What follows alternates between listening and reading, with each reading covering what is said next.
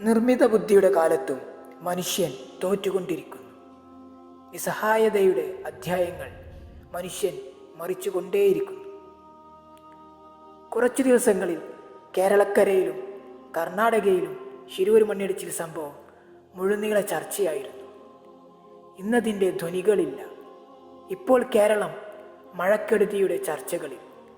നിരന്തരം ഓരോ ദുരന്തത്തെ അഭിമുഖീകരിച്ചു കൊണ്ടിരിക്കുന്ന നാടും നാട്ടിലെ ജനങ്ങളും പറയാതെ പറയുന്നു, ഞങ്ങൾ നിസ്സഹായരെന്ന്.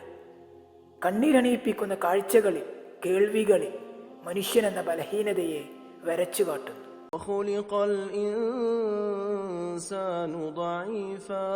ബലഹീനത മനുഷ്യനിലുള്ളതാണെന്ന് സമ്മതിച്ചു തരാൻ ഇത്തരം സാഹചര്യങ്ങൾ കാരണമാകും.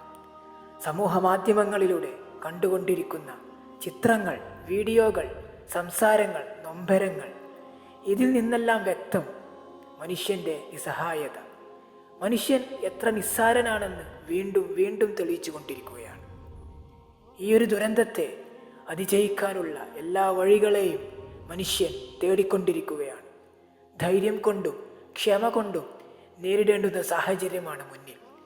നിങ്ങളെ നാം പരീക്ഷിക്കുമെന്നും അതിൽ ക്ഷമിക്കുന്നവർക്ക് പ്രതിഫലമുണ്ടെന്നും അള്ളാഹു നമ്മോട് പറഞ്ഞതാണ്.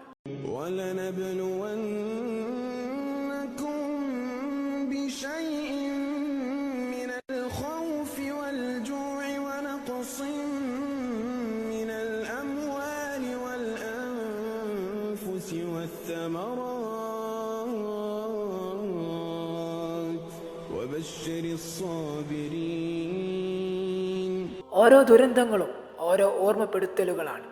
ക്ഷമിച്ചു മുന്നേറാനുള്ള കരുത്ത് ആർജിക്കുക.